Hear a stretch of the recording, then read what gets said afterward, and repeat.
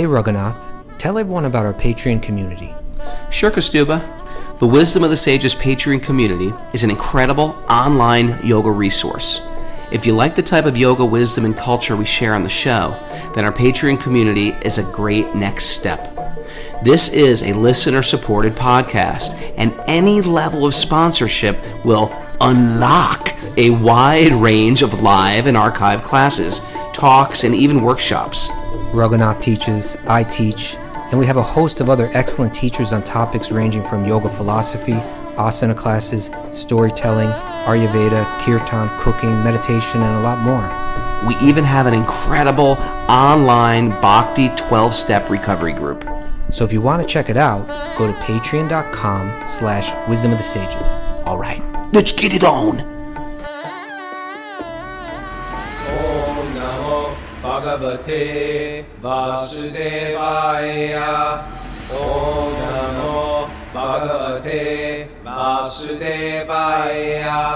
Om Namo Bhagavate Vasudevaya.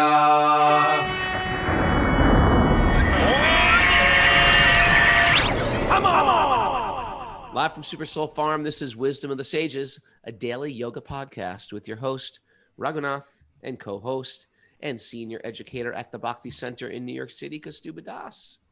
Welcome to the show, and today is Walk On Wednesday. Before we bring her on, I have a couple announcements. We want to do want to advertise our retreat in Cali, Colombia. Cali, Colombia. Real now. It's getting real. It's getting real. It's famous for Sham Ashram. It used to be famous for a famous drug cartel. You know that? The Cali drug cartel. They did have a drug cartel there, I believe, yes. It's not there. It's not happening anymore. So it's safe to go? It's safe to go. Beautiful place. A friend of ours has this beautiful ashram. We're going to go there, and we're going to have a Bhakti party for 12 days and 11 nights. If you want to escape the East Coast, or if you want to... I don't think it's bad to escape if you're in a burning building. I think it's a healthy thing. Escape that burning building. And some people are ready to lose their minds. Is the East Coast a burning building? It is in January. Okay. It's freezing building. You got to get out of there. This is the first time I'm not in India in January. I'm going to lose my mind. But anyway, me, Kaustubha, Mara, we're all going to be there, filled with kirtan, vegan, vegetarian food, lots of singing, lots of studying, learning shlokas and stutis and stotrams and shlokas and other great stuff. Tropical fruit, dancing tropical birds, waterfalls. What else? There's a farm there actually too. Like Shyam Sundari's father's friend is has this big farm. He's this really nice man, and he's just like he takes care of all these animals, and he just tells them when they come, he says, "You will be protected for your whole life here," to the animal. But the farm is incredibly beautiful. So that would be a nice place to spend some time too. I'm down. What do they grow on the farm? Probably wonderful tropical fruit. There's all kind of trees that you name it. It's just including what is it called again? The Alahuska or whatever it is? Ayahuasca. This isn't an ayahuasca retreat. Yeah, I heard it's really good for you. They have some there. It's growing right there. Okay. And they're careful to point out to me if I ever call it a drug, they say, no, medicine. Is it a medicine? We don't call it a drug here. Yeah. What do you think that is? I don't know anything about it. Well, it's... Oh, I made a mistake. I should have brought it up. Here goes. It's an interesting thing. It's an interesting thing. I wouldn't take it, but I've heard a lot of positive experiences from it. I'd never take it. I just believe God, you don't need anything external to find God necessarily. You know what I mean? No, you don't. With that being said, I bet you're channeling some beings for sure. But the problem is when you open up that party yourself. This was an announcement, and we got to walk on Wednesday to do. Hey, you know what? I bet a lot of people want to know about ayahuasca and my perspective of it. That's what I bet. I don't think they do. But I also, if you don't mind, I want to announce I'm going to be in Nashville, Tennessee. Yes, I am. Nashville, Tennessee, and you can contact NashvilleYogi@gmail.com to find out where. That's November 14th and November 15th. I'm going to be in Louisville, Kentucky. Wow. Yeah. Where did this come from? You're doing I'm hustling. I'm doing the yoga hustle. It's called Hustle or Die. That's where I'm at right now. And then I'm going to be in Tucson at our friend from Baba Wellness. That's right. Yeah, that's in Tucson, Arizona, Baba Wellness, and that is going to be November 7th.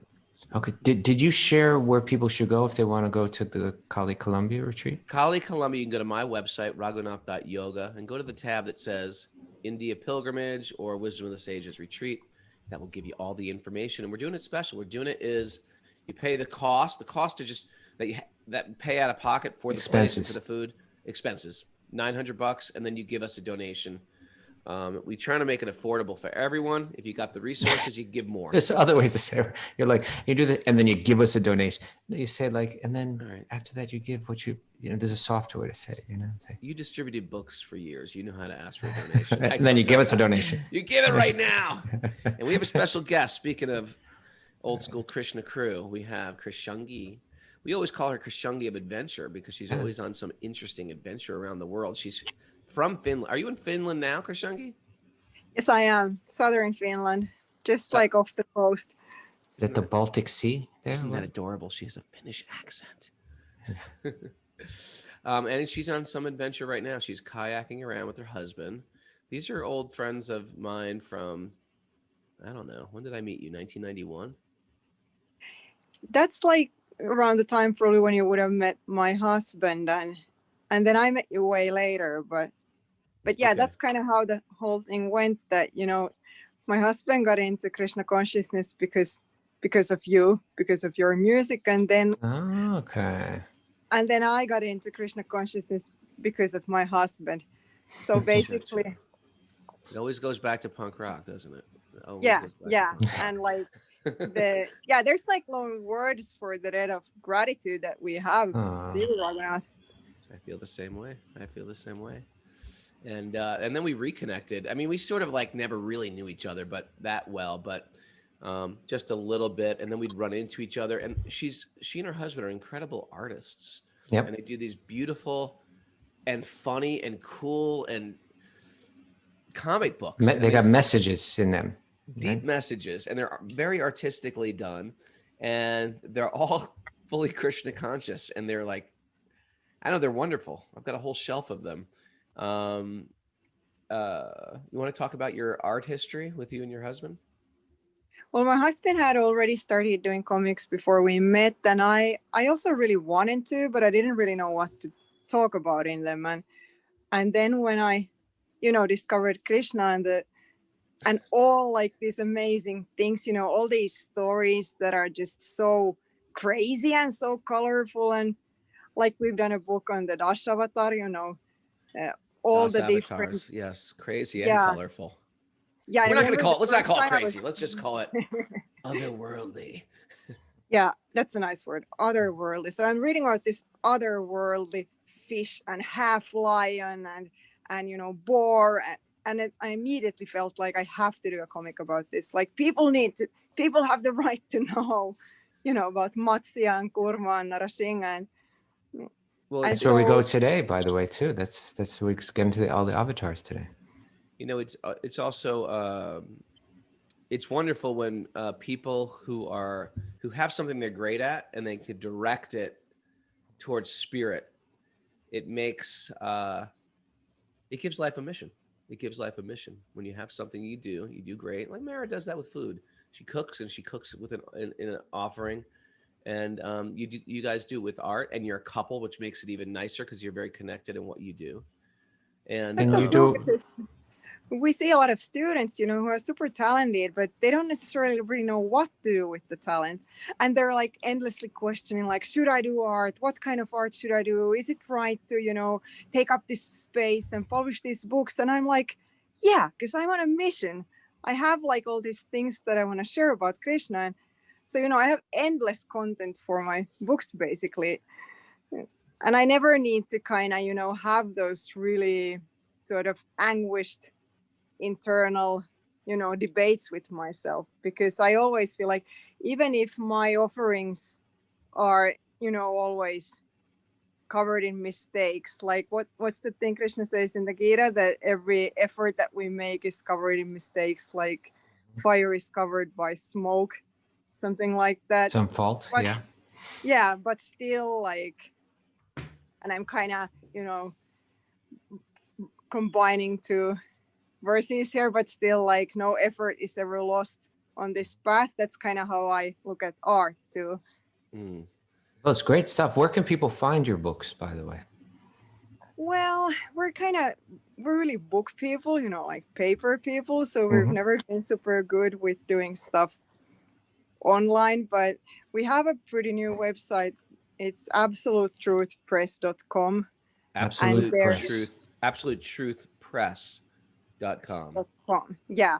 So that's like the site for our newest book. But the kind of tough part right now is that shipping, like international shipping, is super expensive at the moment. So basically costs more to ship a book from Finland to the US than the book itself. So we're trying to like figure out a way to, you know, ship a lot of books over and have someone distribute them for us over there.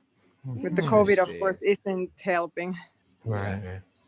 Now, sometimes because I follow you guys online, you have these. I'm always impressed. As a matter of fact, it's safe to say that you guys got me into bicycling because I like to bicycle. Wow. Yeah, it's true. I watched them. These guys bicycle across Europe. Her and her husband. Last year, I think it was, they went from like Alaska to where, like San Francisco.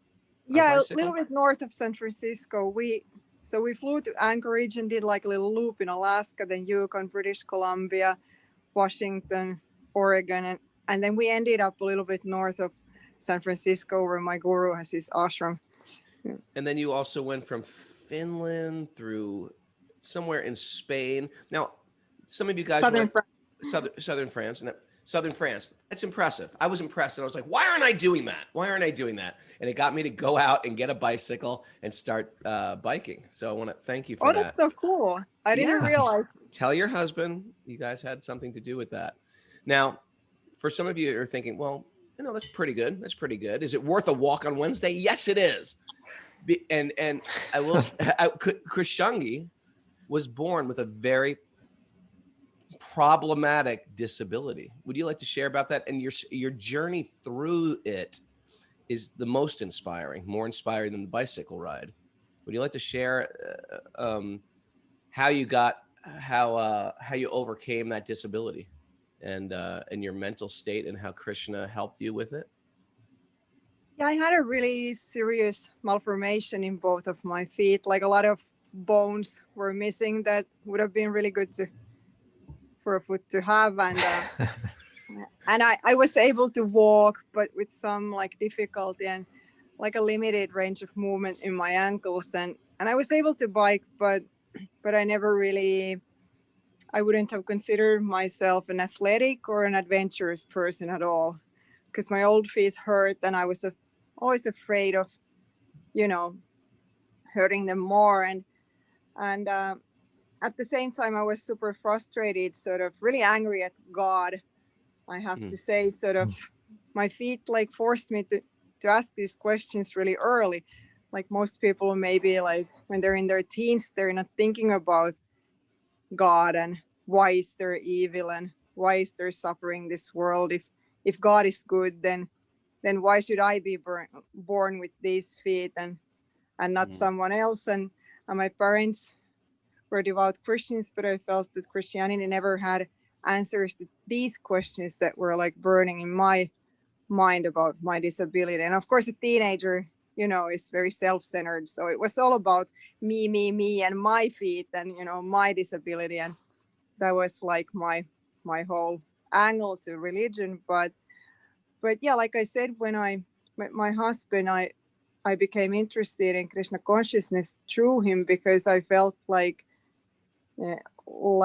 he or you know, the books that he had read and showed me had like those answers that I had been looking for, like karma, for instance, explaining, like giving me a clear answer to my question, why do my feet hurt and why was I born like this? And I started to see my disability like as a learning experience, you know, as an opportunity to learn something that maybe I didn't deal with in a previous life. And so I like to think that I've been some kind of I don't know, supermodel or athlete, like super attached to my beautiful, healthy body. And this time around, I have to sort of deal with the limitations, and we all get older. But like I said, I had to kind of think about these things early on, and yeah, so like that really, a lot of times it's something really small that brings you in, that gets you interested in bhakti. And then studying the books, I started realizing that there's so much more to it. Like you can go so much deeper than just the question of evil in the world. And well, to change that mindset of being a victim, that the world has done me wrong, that God has done me wrong, that's massive. I mean, people sometimes never change that. I've been hurt, I've been oppressed, I've been cheated, and to somehow acknowledge that and live that and hate God, and to flip that at a young age is quite impressive. And then the amputation, and how did that play into it? Were you like grateful for that? Were you angry at that? When did that come in? And did that give you new freedom?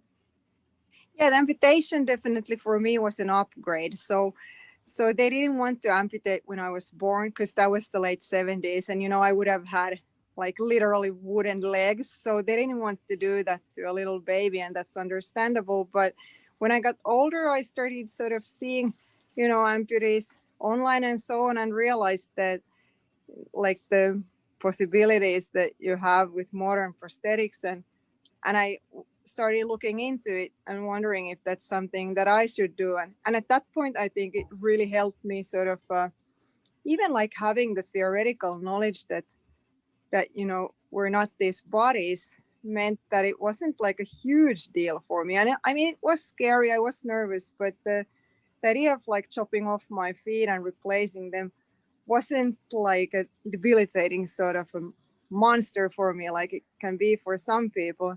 And of course I had time to prepare, so it was an easy amputation like that. It wasn't like one morning you wake up and you have legs, and then you end up in a Sure. car accident, and the next morning you don't have legs. So of course that can be a traumatic experience. But just like being able to think about it from that point of view, flesh feet, carbon fiber feet, like, the temporary appearance of feet shouldn't confuse the yogi or something. Well, it's to watch your adventures around the world have impressed me and inspired me and changed me. And I really think this big thing of being upset and angry with God and the universe and chanting the why me mantra, and then all of a sudden shifting, that's the most beautiful shift. It's the most attractive thing that we can do. And you set a beautiful example for it. I want to thank you. Thank you. Thank you, Krisangi. And back on your adventure, and where are you paddling right now? In the Baltic Sea or something? Yeah, got the sea Where right here. You can see the kayaks. We're in a small island called Byxholmen, and today it's pretty Byxholmen. It's pretty rainy and windy today, so we're probably taking a day off. And tomorrow we're paddling a little bit north, going to visit a small town, and we'll see where the wind takes us. Amazing. Mara, what are we doing with our lives, Mara? Why aren't we doing this? I'm doing something wrong. I want to follow Krisangi. We're doing something terribly wrong. Okay. Yeah. Thanks for joining us. Are you going to stay on the show? You don't have to. We're not offended if you have to go paddle. Of But course her I husband am. is one of the others. What's that?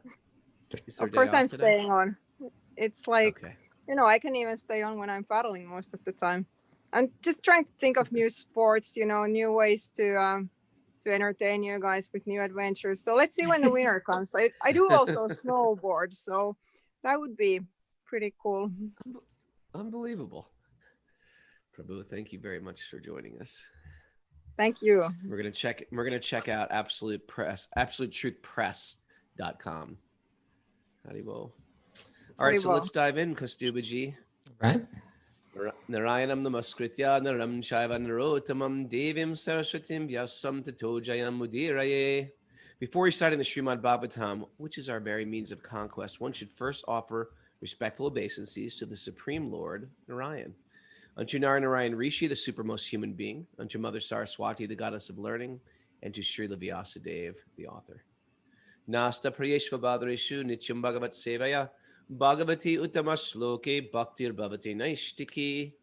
By regular attendance in classes on the Bhagavatam and by rendering service to the pure devotee, all that is troublesome to the heart is almost completely destroyed, and loving service to the personality of Godhead, who is praised with transcendental songs, is established as an irrevocable fact. Om Gyana Tamarandasya Gyananjana Salakaya Chakshurunadatam Yena Tasmai Shri Gurave Namaha. We're doing it. We're doing it. What are we doing? Starting a new chapter? This time you could say it, Raghunath. We're starting a new chapter today in Canto 2. I was like, wait, maybe we're not starting it. I mean, if you just keep doing that, sooner or later, it's gonna click. Right? Canto 2, Chapter 7, Scheduled Incarnations with Specific Functions. That's the name of the chapter. Isn't it interesting? It's scheduled. It's not random. It's all on a schedule. Isn't that interesting? It's not random. Scheduled incarnations. They're coming at scheduled times. All right, and the past ones, the past schedule is there, and even the future schedule. What's going to come in the future is mentioned. Yeah, all happening on time. Mm-hmm. Okay.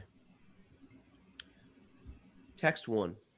Lord Brahma said, when the unlimitedly powerful Lord assumed the form of a boar as a pastime, just to lift the planet Earth, which was drowned in the great ocean of the universe called Garbhodak.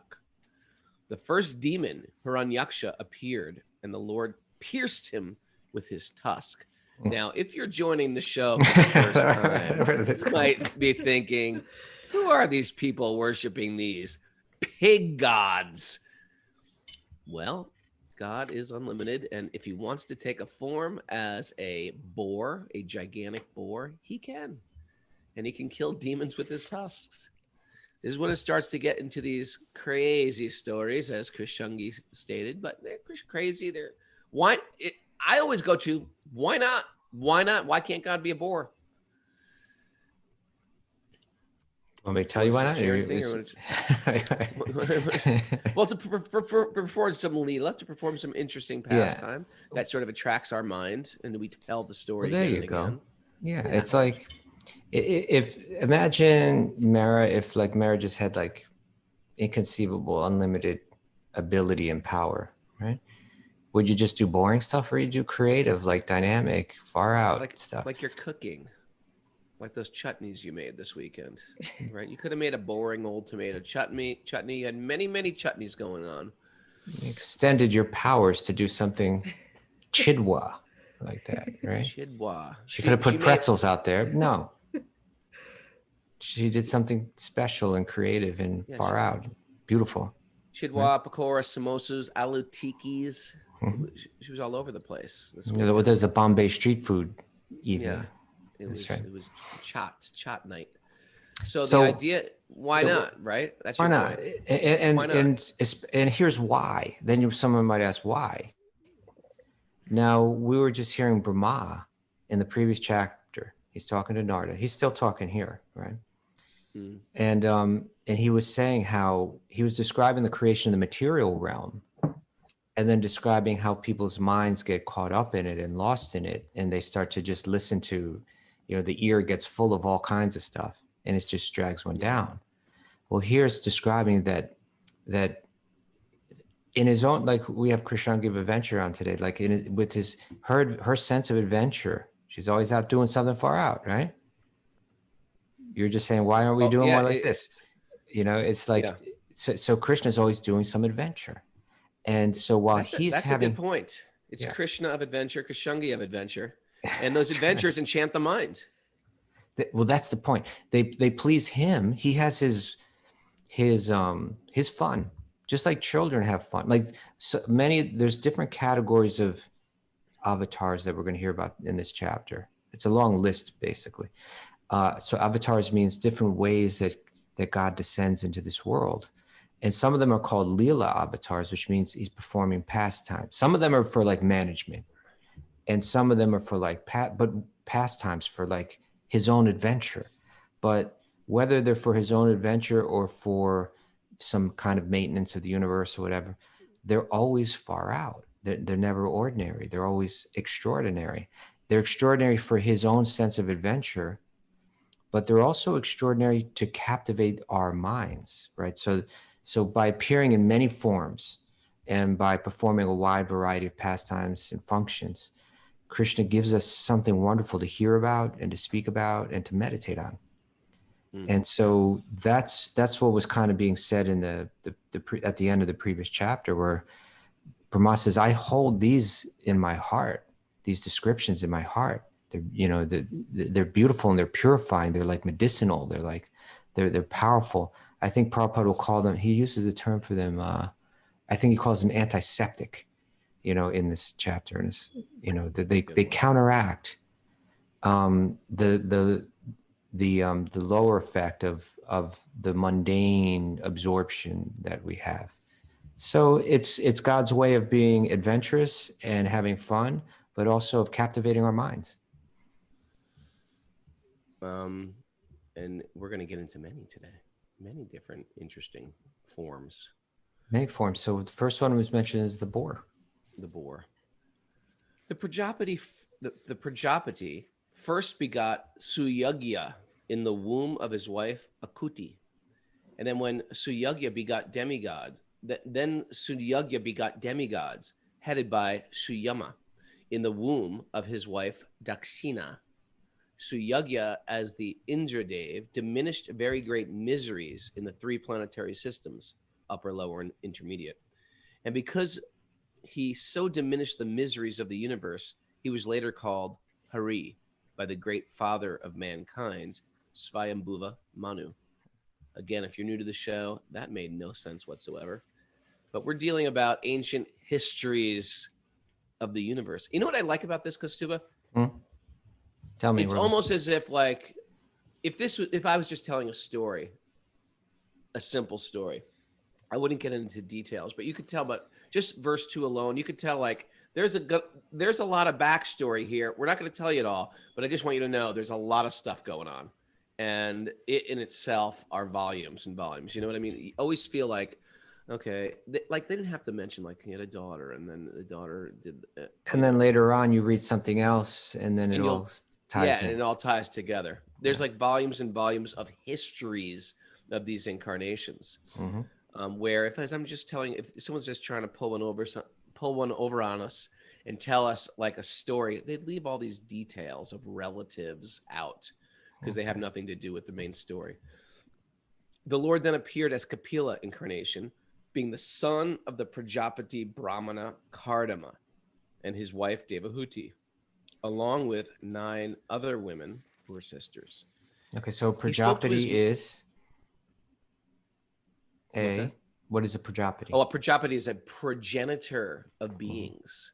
Right. They can give birth to many different, not only beings, but species. It's an interesting concept. Creation stories, they're all interesting. That you could give birth to many beings. Yeah. Like an oak tree and a lamb. Imagine giving birth. And somehow they were engineers that were empowered to... What are you talking about? You give birth to a bunch of acorns. Yeah. It's sort of boring if you think about our lives. We give birth, it's like, what you're going to get? You're going to get a little baby. Imagine if you give birth to a tree frog, dozen tree frogs, a lamb. They had their way of engineering the material ingredients into all kind of varieties. Okay, but yeah. I mean, if you think about it, there's got to be there's got to be the original. What came first, the chicken or the egg? Who can answer that? The Prajapatis came first, and they gave birth to different species. There's no other answer. I'm sure there are other answers. It's just one of them has to be right, though, right? But this is important because we're going to hear this is Krishna, appears as Kapila, Dave, as Kapila. And Kapila, his instructions to his mother, which we hear about here, he spoke to his mother about self-realization, by which in that very lifetime, she became fully cleansed of the mud of the material modes and thereby achieved liberation by the path of Kapila. It's an incredible chapters in the third canto. Great instructions. These are all sort of like movie trailers. Yeah. This is it's kind of like that. The right? overture. Like a little hint of where we're going with this Bhagavatam. Now, the great sage Atri prayed for offspring, and the Lord, being satisfied with him, promised to incarnate as Atri's son, Dattatreya. Datta means it's like the son of Atri. And by the grace of the lotus feet of the Lord, many yadus, hayas, etc., became so purified that they obtained both material and spiritual blessings. So those are, if you draw a family tree coming down of creation, you have you have Lord Vishnu, and Brahma is born from him, and his son is Atri, I believe. And so these then original Prajapatis, they're like beings on other planets? From higher planets? Yeah, on higher planets. And then Atri, from him come the Yadu dynasty and apparently this Hahaya dynasty. And so it's saying they became so purified that they obtained both material and spiritual blessings. So they had this forefather who was giving good teachings and giving good example, and it became handed down through those generations. And eventually Krishna himself appears in that Yadu dynasty. But, here it says that because he had the desire, Krishna appeared as his son, right? And Prabhupada writes in the commentary, says, the transcendental relations between the personality of Godhead and the living entities are eternally established in 5 different affectionate humors, right? Or varieties, let's say. Humors. Which are known as, should we put Mara on the hot seat right here? Mara, what you got? Do you know the 5 different relationships 5 different humors? Madhurya, love. Mm-hmm. Mm-hmm. Well, they're all love. Right, but love, like conjugal love, or love, like a romantic love, yeah. Romantic love. Vatsalya, parental. Good. Okay. 2 out of 5. Sakya. That's Raghu's one. Yeah. Sakya, we're your friends. Is that you, maybe? Are you Sakya? Maybe Madhurya? Maybe. She might be hard Sakya. To say. Okay. Like Arjuna. Like Arjuna was a friend. Okay.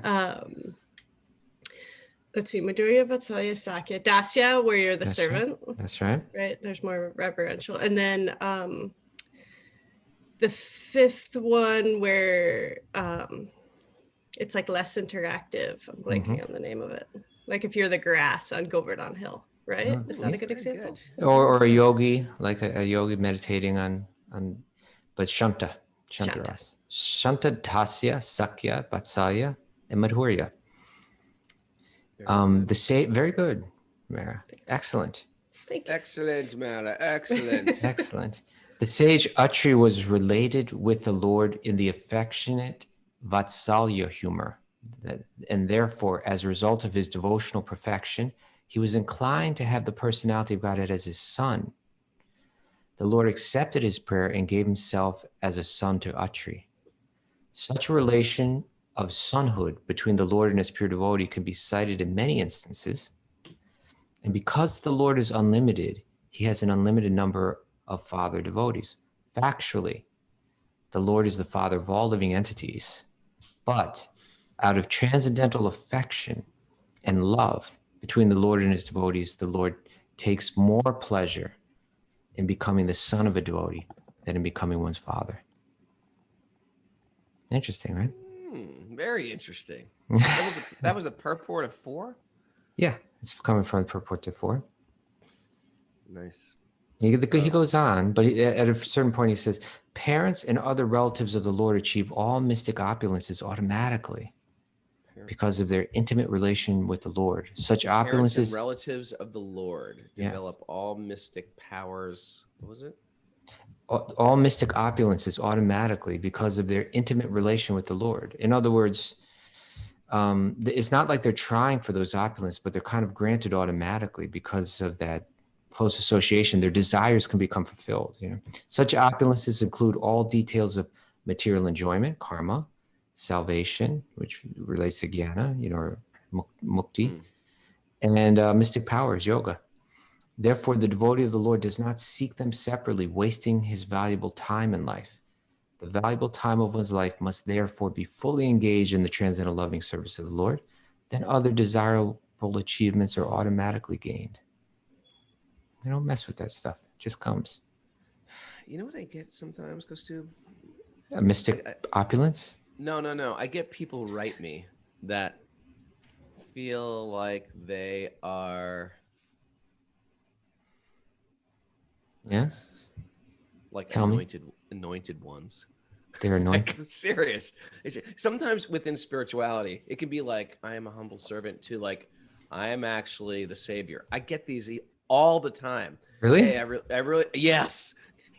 I appreciate what you did on Joe Rogan, and I want you to know that I'm like an avatar. Really? Actually, I get these on a regular basis. Are they coming And I from think Indian there's like people or Western people? Westerners. And I think there's like a fine line between like spiritual and finding yourself and feeling connected, and this concept where I'm actually an empowered being. I don't know. It's like you got to be careful, like with the narcissism that can creep into spirituality. I don't know if I attract it, or if or maybe just because I put myself out there to a wide range of people. Did you ever find people like that? They're claiming their divinity to you? No, I think it's because I have a bunch. I don't know how to answer them, but I just say, okay, keep up the good work. Maybe it is. Maybe Maybe it is God himself revealing himself to you, Raghunath, and you're not taking it seriously. Well, I doubt it. I seriously doubt it. Well, I think this is how like cult things start: is people claim their divinity, and if someone's pretty clever, they could probably convince a few. Well, pretty smart and insightful, they could probably convince a few of their divinity.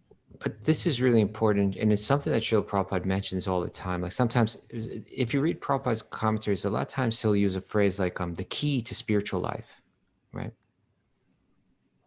He'll say it like that, and then he'll say sometimes he'll say it's sincerity, right?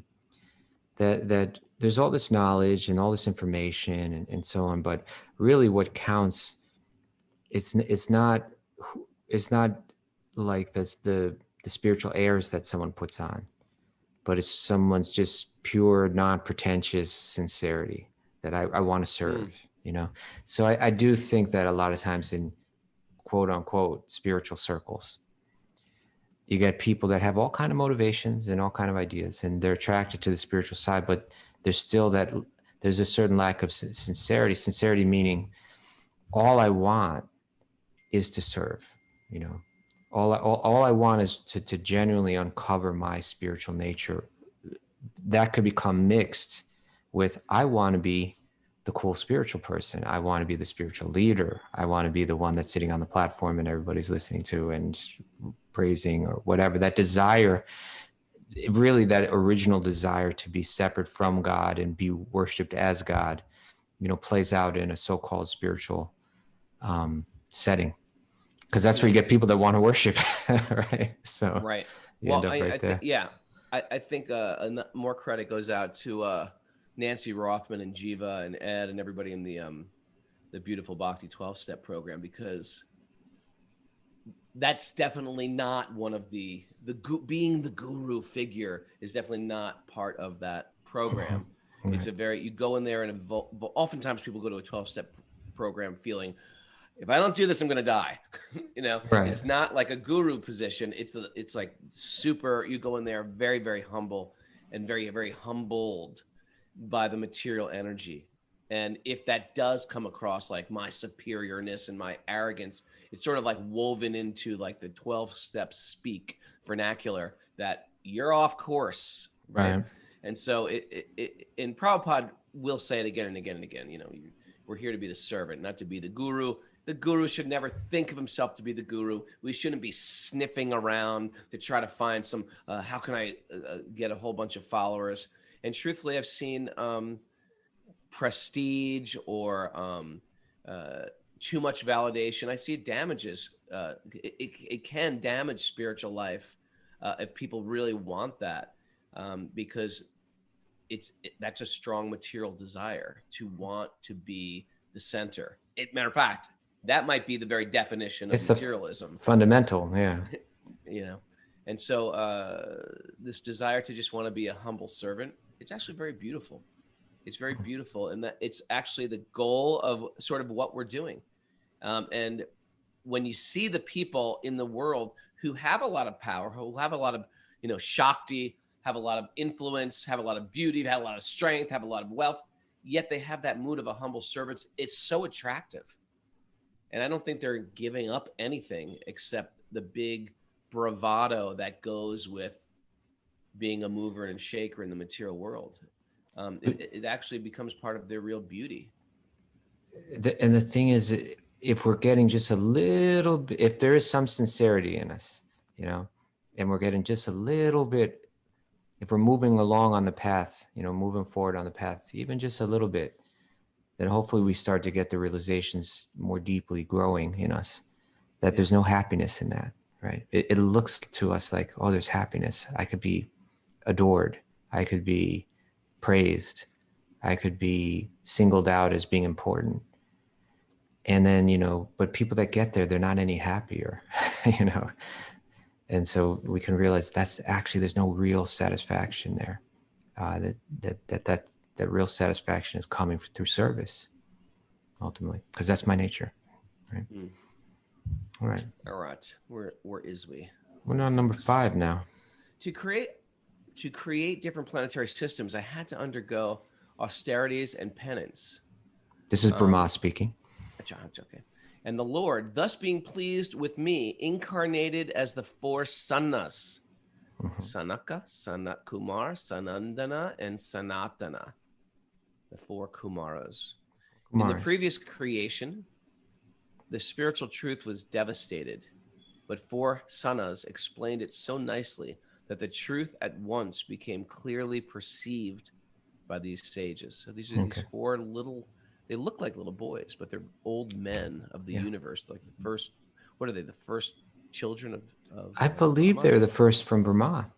Yeah. And he had the intent. So Kumar literally means boys, right? So 4 boys. And they were produced through the meditation of Brahma with the intention that they would become progenitors, that they would, become again like engineers of life forms, in the universe to help populate the universe. But they decided they didn't want to get involved in that. They were young and they were wise, and they said, with that kind of service, you could say, I suppose, so much attachment develops, so much confusion develops, so much. But if we just stay here like little boys, we'll never get into that. And so they remained in these little boy bodies, but they had the wisdom of great sages. And so to my 13-year-old right now, I say, just stay here, Rocco, stay at this age, never grow. Well, 13 is maybe a little late. He's still a kid. Still innocent. He's still, he never crossed that threshold into like, yeah, what's up, with a little mustache and awkward. He's very sweet. Little mustache. Keep him and freeze him. That little mustache 14-year-olds get. It's always embarrassing. But, we're hearing about different kind of incarnations here. Maybe we should just mention a little bit about avatars, that within the Bhagavatam, there's all these different varieties of ways that God manifests. And when we hear about like the 4 Kumars, they're Shaktivesha avatars, right? Okay, I'm going to put you on the hot seat, Raghunath. Come on, give me something. What are the different categories of avatars? I want 6. Oh, come on. I don't know. You treated 1 second, you were all enthusiastic, and where did that enthusiasm go? Just when I didn't know it went right down the toilet. Okay, should we go back to the 10th chapter game? That one you were doing good there. You did really good on. The Shakti Avesha avatar. Those are people empowered by the Shakti of the Lord. So The Shakti Leela means like the power, the energy. So Yeah, so Shaktivation it means could be a it's- regular. It could be a regular being of this planet, but they have some special Shakti by the Lord to change the world. right. So it's not Krishna himself in a different form, but it's Krishna's power working through another person. Another being, yeah. Shaktivesha avatar. It's cool. Can you name any Shaktivesha examples? Vyasadeva is a Vyasadeva is one, yeah. Yeah. 4 Kumars. Or Kumars could be Narada. Could be someone like Prabhupada. Could be Shaktivesha Prabhupada. avatar in one sense. Could be. Yeah. Could be Brahma. Bill Wilson from the 12-step program. If you think about Slow down. Slow down. if you think about it, why not? The person brought tens of thousands. Well, of I people mean, to God. everybody's Shakti is Krishna's Shakti. So then we could just say anybody is. So let's keep the bar high. Okay. We got Prithu Maharaj. We got the 4 Kumars. I'm not saying Narada, it's- I Brahma. don't know if that's not a high Vyasadeva. bar. I think I'm impressed with Bill Wilson. You can be impressed with him, but let's just not call him a Shaktivesha avatar. That's all. I said he could be. We don't know all these things. Who is and who isn't. It's not like Well, they get why should it's we not like say they get a card in the mail. I got my gold platinum, my platinum visa. Here's my Shaktivesha. We don't know. We're guessing. But therefore we ourselves. listen to the great acharyas and teachers on this, and they tell us who these Shaktivesha avatars are, My rather than point just is- making it up ourselves. I'm not making it up. I'm saying, why not? If the person changed tens of thousands of people that brought them to God, maybe he. And where did he get this information from anyway? Maybe he's got some. Maybe. Everybody's I think it's safe to information say comes- maybe he's a Shaktivesha avatar. It's just clouding it up when you do that, Raghunath. You're just throwing this speculation into it. I think that's part of thinking is speculating. It's part of having an intelligence. I Okay. think that Jesus can be a Shaktivesha avatar. Whatever brings people to God, they're empowered by the Shakti of the Lord. Okay, well, how about this? I'm going to ask you, rather than telling me maybes, telling me ones that we know for sure. Vyasadeva. Thank you. That's one. 4 Kumars. Prithu. I've never heard. Okay, Prithu. I've never heard it. Now he's getting all Never heard of the 4 ornery with me. Kumars. I've never heard of the 4 Kumars. No, I didn't know there were Shaktivesha avatars. Yeah, But I guess, yeah. I guess these mahants or I don't know. Acharyas. They've told us this. Cardamom Muni. Brahma, Narada, Prithu, Oh. Parshuram, all of them. All right. Okay. Okay. Let's move on. Let's move on. Leela avatars. Leela These are the avatars. avatars. that There's a come list and of 25 Leela avatars. I wanted you to name at least 24. Oh, come on. Okay. 25. No. Just give me a few. Get it. Nishringadev. Nisringadev is one. Nishringadev. Vamanadev. Vamadev. Uh, Ramchandra, Matsya, Varaha, There you go. Kurma. There you go. Yeah. Kurma, tortoise, fish, boar. Yeah. Different leelas. Okay, so that's Shaktivesha, Leela. Okay. What other kind of avatars are there? Avatar. There is the Yuga avatar. Yuga avatar. Yeah. The avatar that comes every Yuga. Every 4 of the 4 yugas, there's an avatar for each one. Yeah, the Yuga avatar. They come in different colors. Yes. Okay. What else? And we so got? that avatar, they establish what is the dharma for Of that the age. That age. And in this age, The chanting of the holy name. and who's the avatar? I think Kalki's the avatar. Isn't it? Don't work on that. You just said the chain of the holy name. Come on. Who's the Yuga avatar? Yuga avatar, Lord Chaitanya. There you go. Chaitanya. Shri Chaitanya. Okay. Okay, so that's 3. Yuga avatar, Shaktivesha avatar, Leela avatar. I guess Kalki would be the Leela avatar. Yeah, he's a Leela avatar. Gotcha. What else we got? For That's other what I'm asking you. avatars? I can't think anymore. Well, there's the Manvantara avatar. Manvantar avatar. That there are 14 different ages within each day of Brahma, and each one has an avatar, Manu, that appears. And I would imagine those are mostly Shaktivesha avatars, right? Yeah. You see, it's complicated because one avatar may fit under several categories. And when you start dedicating your life to serving God, it's as if, is this person God, or is this person like doing the work of God, or is he like a portion of God, or is he got just like, touched on the forehead by God, and now this woman or man is doing all this stuff on behalf of God? What are you talking?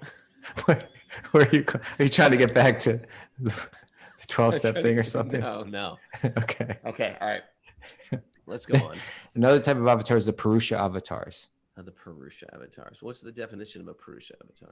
Purusha Avatars are the 3 different manifestations of the Lord Vishnu that are related to creation and maintenance of the material world. So you have Karanadakshay Vishnu, Garbhadakshay Vishnu, and Kshirodakshay Vishnu. Those are the Purusha Avatars. I gotcha. And so that leaves one more. We've done Leela Avatar, we've done Shaktivesha Avatar, Purusha Avatar, Manvantar Avatar, Yuga Avatar. Now this one you should be able to get, the other one, Raghunath. It's slipping your mind, but when I say it, you're going to be like, oh man, of course. The Chana Avatar. No. Mara, come on, help me out. I don't know. There's 3 of them. Oh, the Brahma, Shiva, Vishnu? Yeah, Guna Avatars. Guna Avatar. The avatars of the Gunas. That's right. Yeah, okay. Okay. All right. You're not winning that competition today, Raghunath. No sweets for you. We're not. No sweets for me. Love. I'm restraining my love from you. Withhold love. I'm withholding. Guess Krishna conscious trivia. Get love. Okay. Get them wrong. Withhold love. I won't withhold. I can't withhold my love for you, Raghunath. It just flows. I gotta think of yesterday's trivia for the kids. Okay. Okay. But who are the Guna Avatars? Shiva, Brahma, Vishnu. That's right. Right. Okay. So there's yeah. Go ahead. What is the name of Krishna's bow? Sharanga. Who is on Mara? Who is on the flag of Duryodhana? Ooh, what is on the flag of Duryodhana? See if the message board gets this. I know, I'm waiting for something to pop up. Flag of Duryodhana's chariot. Serpent? Ooh, a serpent. Jules Blondina got it. A Ooh, cobra. she's good. Julie Blondina. That okay, is Jules Blondina. Yes. Let's have Jules Blondina versus Mara right now. what is on Bhishma's flag? What is on Bhishma's flag? Jules, what you got? Nope. Vivi said Not Hanuman. Not Hanuman. I got nothing. Yeah, you and me both, Jules. Ramananda, no one's got this. Where's Krishna Drew? We need her. A palm tree. A palm tree is on Bhishma's. You knew that, Kaustubha? I did know that, yeah. All right. All right. So now back to the avatars. So we listed these 6 different types of avatars. Now this chapter is going to list different varieties. Will be listed in this chapter, and we just heard about the 4 Kumars and their Shaktivesha avatars. They're not Krishna himself, but they're empowered with knowledge. Yeah. Okay. To create text 6. To exhibit his personal way of austerity and penance, he appeared in twin forms as Narayan and Nara. No, Narayan Rishi. You say this every day. In the womb of Murti. You want to know who Narayan's mom is? Murti. And she is the wife of Dharma and the daughter of Daksha. Who's a great progenitor. Yes. Celestial beauties, the companions of Cupid, went to try to break his vows, but they were unsuccessful, for they saw many beauties like them, and they were emanating from him, the personality of Godhead. Yeah, so we'll read about that in the 11th canto, that celestial beauties from Cupid were trying to entice him, but the fact is he's the source of all beauty. So it didn't work. Isn't it interesting that there's an absolute concept of beauty? It must have something to do with symmetry or Fibonacci. Fibonacci at all. Even beauty is not random.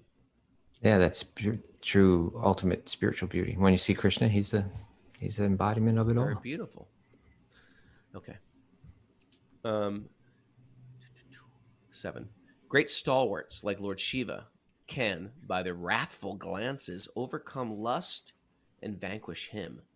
Yet So Shiva overcame Cupid by like burning him with his glance. Cupid tried to make Shiva break his meditation, and he just burned him. Mara, question: What is Cupid's name when he's burned by Shiva's glance? Oh, yeah, I know that one. Good trivia. I know that one. Can I get a hint? He's got no. He burns away all his limbs. I don't know. Kaustubha, tell her. Ananga Mohan, right? Ananga, yeah, he is the one. No limb? He's burnt to Limbless. parts by the limbless one. Hey, Raghu, you know we're kind of out of time. Oh, Are we out of sorry time? about that. Yeah. Where did it all go? We just got caught It up. all goes to trivia. That's where it is. Oh, All right. man. We got more avatars to read about tomorrow. Well, thanks, everybody. And thanks, Krisangi of Adventure, for sharing her story inspirational life with us. May you keep inspiring the world, Krisangi ji. And thanks for all these incarnations. Thanks for Bill Wilson. Thanks for all the Zoomers who are listening to us on a regular basis. Gotta thank them. Just appreciating. Gotta appreciate people. You got to appreciate them, but you don't have to call them all Shaktivesha avatars. I said could be. It's safe to say could be. But you just, right now, didn't you just say something like that? No, I You said like- thanks. I said thanks to But him. before that, didn't you say all these avatars or something? No, yeah, I did say thanks to Said the something. avatars, and then I just said that was disconnected. Thank. and It wasn't appreciation. disconnected enough. You got something against Bill Wilson, I think. Nothing at all. I just don't want to call him an avatar. That's all. Yeah, I don't want to either. I want to just say he could be one. But Okay. he could be.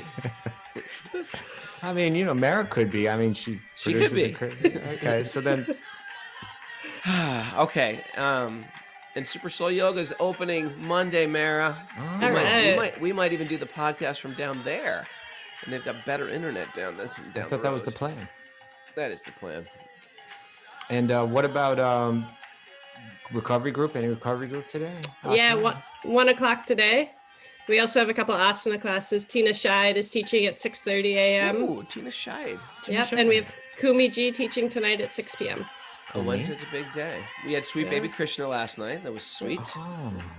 Yeah, we have a whole thing going. If you like to support what we're doing, it's welcome, needed, and we have a whole bunch of goodies you get, which is like our whole online yoga academy. All you got to do is go to wisdomofthesages.com/ Wait, no. You go to patreon.com/wisdomofthesages, Yeah. and you make a monthly contribution, and this keeps this little train chugging along. We posted Danya's class from last Friday. Very popular. Very interesting. About relationships and bhakti. And we posted my how to do RT, home worship, part 1 yesterday. A lot of stuff going up. Yeah, and I'm going to be in New York City this weekend hanging with Kaustubha. Oh, yeah. And we're going to have pillow fights and make no-bake cookies. Forget about the pillow fights. Forget about the no-bake cookies. You know what you got to bring, right? I gotta bring it. No. You know what you got to bring. I'm not saying this in some kind of Oh, the ghee, Michelle abstract Berger's way. ghee. Yes, that's right. All right, You got to it's bring my coming. ghee.